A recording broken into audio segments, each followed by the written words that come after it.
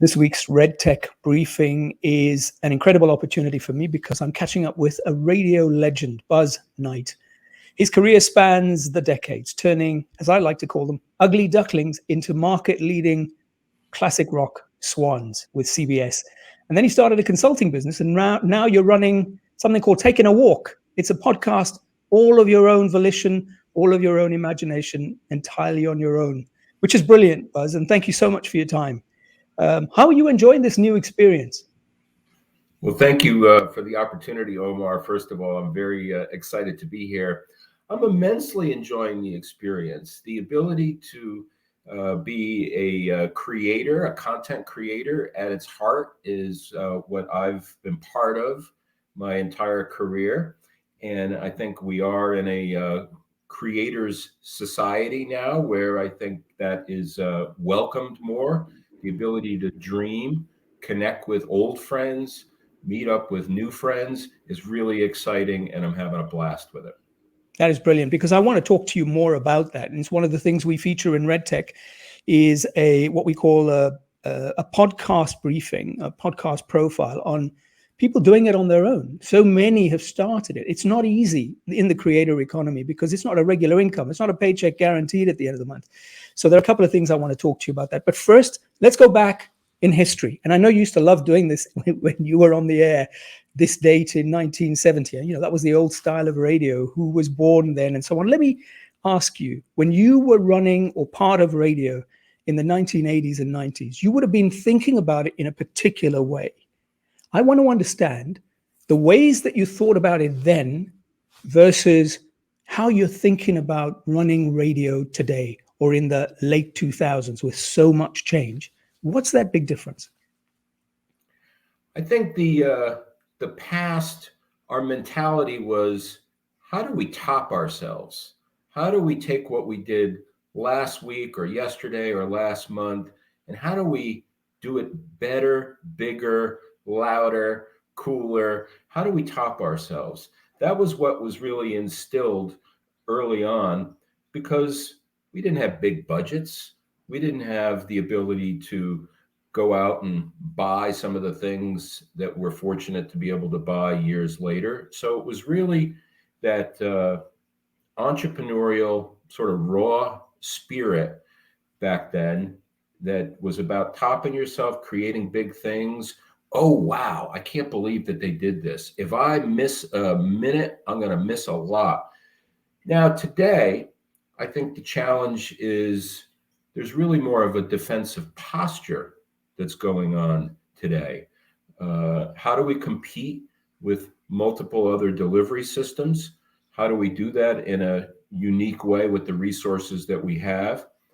And the defensive posture doesn't mean there's great things not happening, because I think there are great things happening. It just puts, I think, operators more on their heels. That's the big difference. And being on your heels is probably very uncomfortable, to be honest, because everybody else around you isn't standing still, which is why when we think about the TV guys, Netflix came about. And sure, Netflix wasn't initially about TV. It was about video hiring, beating Blockbuster. But today what it's done is it's completely upended analog ways of viewing, because it's just so much more convenient for people. So the fact that they're on their heels is a bit of a concern. How do you get them on the front foot? Well, I think by continuing to try to have conversations such as we're having, because I think those conversations need to be in the foreground. I think by trying to show operators to not be afraid and to really have this spirit and passion that goes back to those, 80s and 90s era. And I think by trying to foster this beginner's mindset, basically, that imagine you're just starting. Imagine you're beginning something, and how are you going to be able to do it and make it great with a beginner's mindset? But it's difficult. It's difficult to shift mindsets.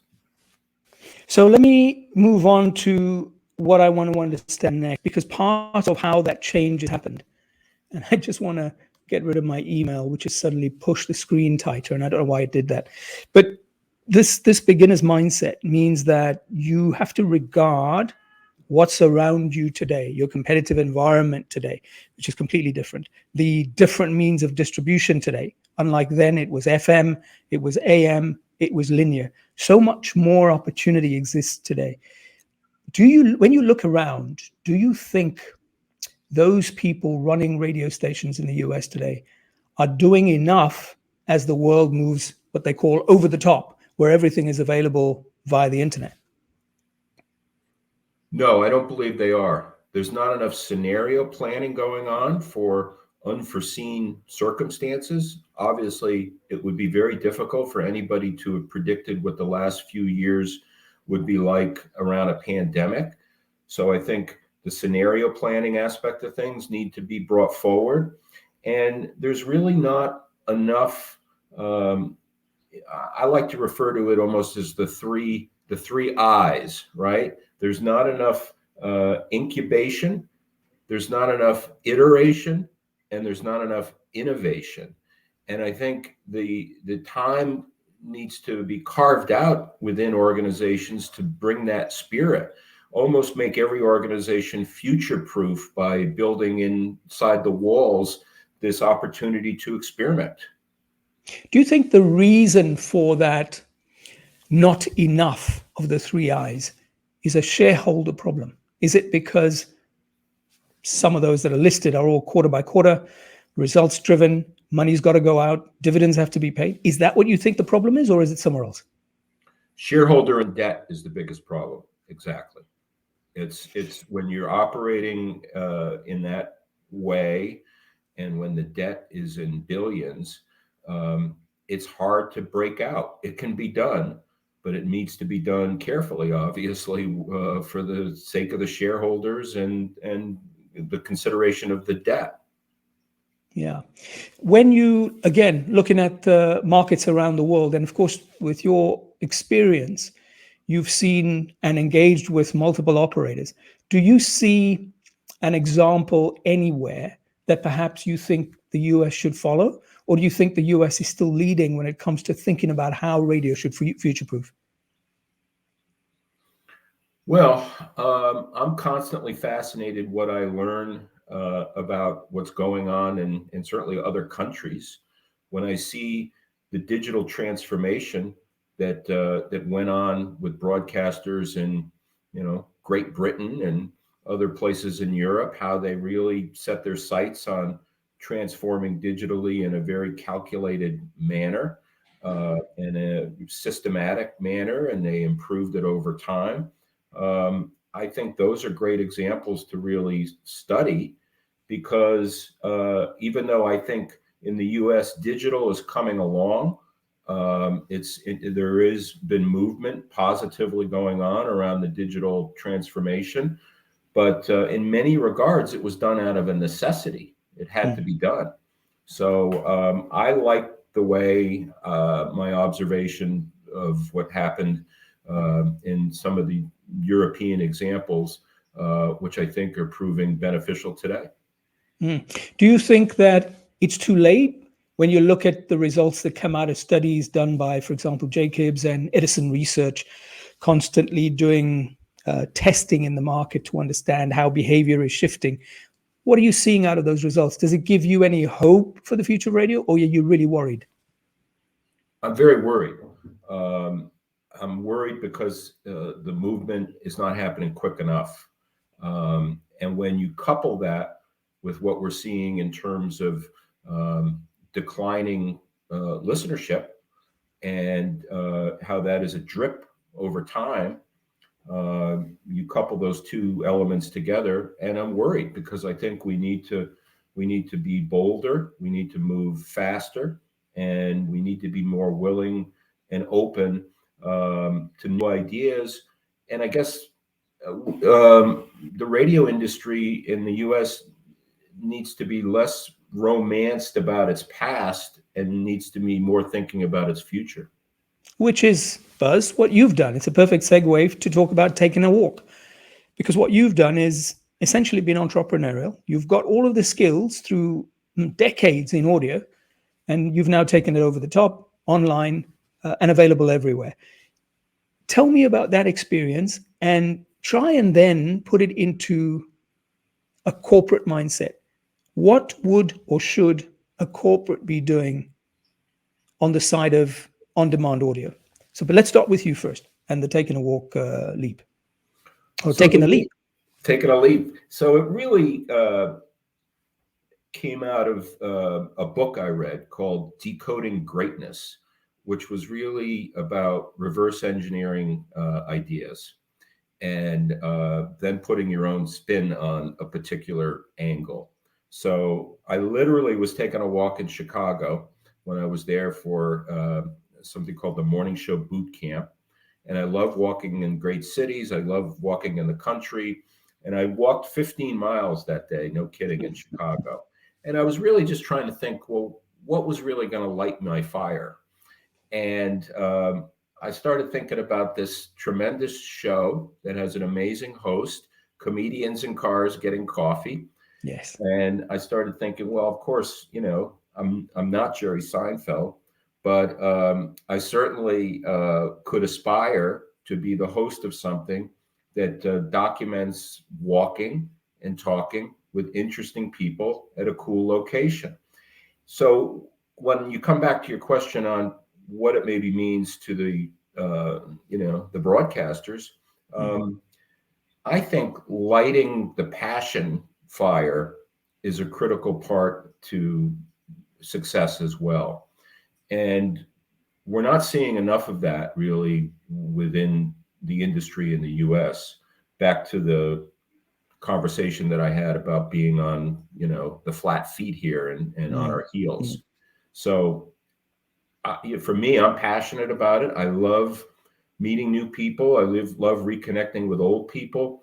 The application that I think of for the radio industry is let's create and incubate some new formats.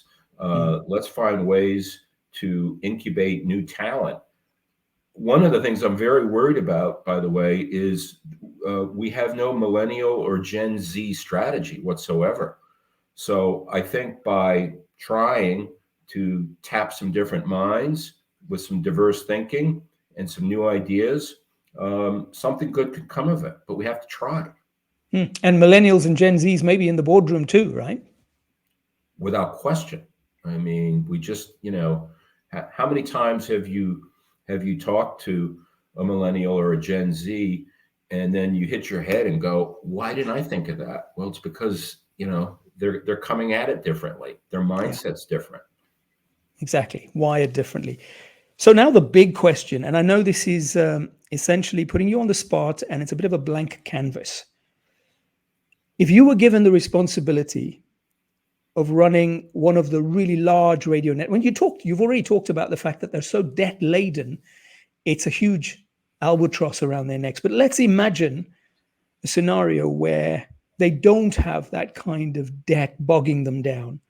So if you were given the responsibility for one of the large radio networks in the US today, what would you do differently than they are doing to guarantee a sustainable future for obviously the business, but all of the people that work there? Well, I'll combine many of the things here that we talked about. There would be a digital first mindset, and in specifics, it would be multi-platform. So it would really bring together the best of audio. It would include video. It would include the written form, but it would be a multi-platform, digital first idea. I think along the way, the talent that would be part of this would be from different generations. Obviously, it would bring together the best of all worlds, talent-wise, and really start with a tremendous appreciation about talent and a commitment to talent. It would be the greatest engagement company imaginable. So the audiences would have many different ways and new ways to engage with their audiences. And that would be something that would obviously require some technology advancements. That would require a commitment in terms of each staff.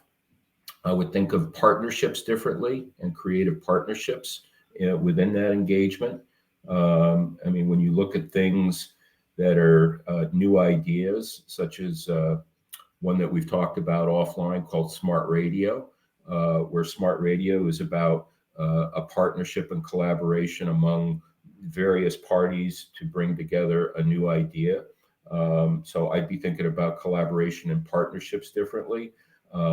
I would think about a different way to either raise rates, so there would be a different commercial load model, or figure out something that included a free service and a subscription service along the way. We've got to give our audiences what they're asking for, rather than be romanced by the way we've always done things. Fascinating insights, Buzz. It was an absolute pleasure to go through, taking a walk through your brain for these few minutes on today's RedTech briefing. And I'm sure that our very many viewers who are from all over the world are going to be fascinated by your insights. Thank you so much for your time this afternoon. Thank you for the opportunity.